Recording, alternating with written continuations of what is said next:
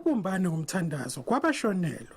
Abaholi bezokholo baduduza imndeni yabalahlekelwa abathandekayo kanye nalabo abasindile kulezi zikhukhula.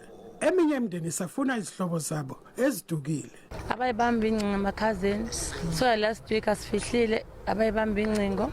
Kanti eminye lemndeni duduzwa ukuthi bazokwazi ukufihla izihlobo ngesizotha. Size ngomntwana uNkazimulo obemuke nge-Tuesday kuzosakube Tuesday wamuka so samthola on Thursday umntwana sibonga kakhulu nanenduduzo esesitholile la ekhaya. Uhulumeni uthi bangamakhulu ayisithupha sesikhombisa sezinkulungwane 168,000 abakhahlamezwe izikhukhula.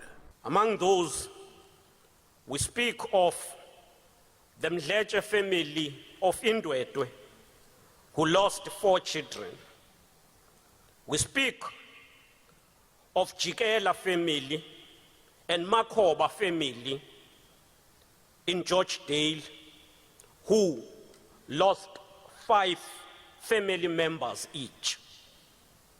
We speak of a family from Dazenhoek where 2 people died, but 9 are still missing. Also amabhizinisi bathi kunezinkulungwane zabantu ezingakwazanga ukuya emsebenzini kusukela ngesikhathi sezikhukhula. Just the southern basin between the harbor and Toyota and the breweries in that area and Umlazi area, 45 to 60,000 people are not working right now for the last week. Amathimba abatakulu atshalwe ezindaweni eziningi kulesi sifunda ngenhloso yokuthungatha imizimba engakatholwa. Iqembu lenkatha licele kube nobumbano njengoba isifundazwe solulama kulezi zikhukhula.